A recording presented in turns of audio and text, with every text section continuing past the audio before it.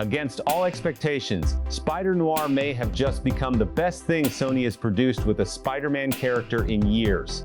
Not louder than Venom, not bigger than Across the Spider-Verse, but darker, smarter, stranger, and honestly far more emotionally complete than many fans expected. By the time the Season 1 finale ends, Spider-Noir no longer feels like an experiment. It feels like the beginning of something genuinely special, and Nicolas Cage absolutely owns every second of it. From its very first episode, Spider-Noir embraced a different identity than traditional Spider-Man stories. This was never designed as colorful superhero comfort food. The series leans heavily into detective noir, emotional exhaustion, corruption, broken romance, and old-fashioned violence hiding beneath black and white city lights. And somehow it works beautifully. What surprised me most about the finale is how much story the show manages to balance without collapsing under its own ambition. Across only 8 episodes, Spider-Noir introduces multiple villains, builds emotional relationships, develops side characters, and still lands a satisfying ending that feels cinematic instead of rushed. That alone feels almost miraculous. At the center of everything remains Ben Reilly. Nicolas Cage plays him like a man permanently exhausted by his own morality, someone trying to stay decent inside a city that constantly rewards cruelty instead. His slow-burning relationship with Kat Hardy gives the series emotional weight, especially because the show refuses to deliver a clean romantic payoff. In a more predictable superhero series, Ben would probably get the girl by the finale. Spider-Noir chooses something sadder, and honestly, something more mature. Kat ultimately ends up with Flint Marko, the Sandman, creating an ending that feels bittersweet instead of triumphant. It hurts slightly because Ben and Kat genuinely share chemistry throughout the season, but the decision also reinforces the show's noir identity. Happy endings rarely survive inside noir stories. Some people only pass through each other's lives long enough to leave scars, and that emotional realism gives the finale far more weight than a standard superhero conclusion. But make no mistake, Spider-Noir's ending is not remembered for romance. It is remembered for brutality. The show constantly reminds viewers that this version of Spider-Man exists in a harsher world than most Marvel stories.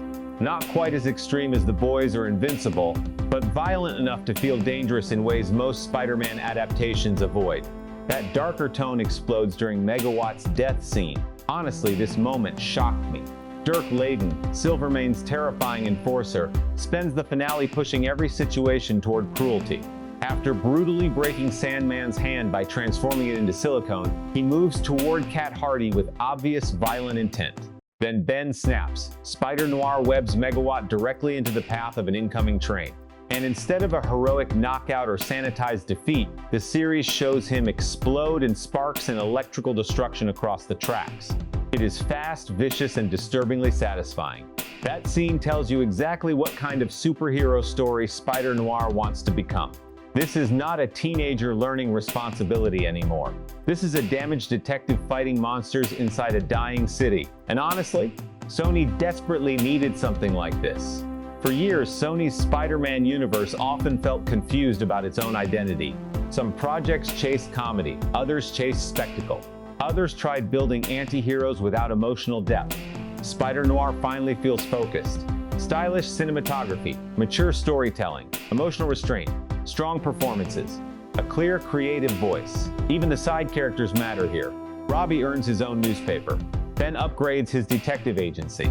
Supporting players feel connected to the world instead of existing only for plot convenience. That attention to character is what elevates the series beyond simple fan service. And now the biggest question begins. Will Spider-Noir get Season 2?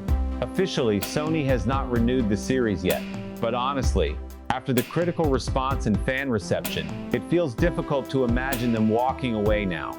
The show currently holds strong Rotten Tomatoes and IMDb scores, and viewers seem genuinely invested in this darker Marvel-adjacent universe.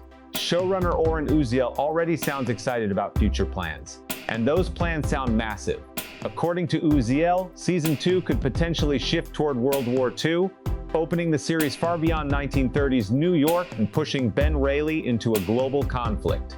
That idea actually fits perfectly with the themes already present in Season 1.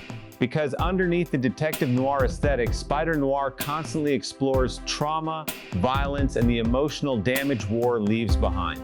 The first season already touched heavily on the horrors of World War I and super soldier experimentation. Expanding those ideas into a World War II setting feels natural instead of forced. Visually, the concept sounds incredible. Imagine Spider-Noir moving through wartime Europe. Espionage, corruption, Nazi experiments, shadowy cities lit only by cigarettes, rain, and gunfire. The noir style could become even darker and more atmospheric inside a global war setting.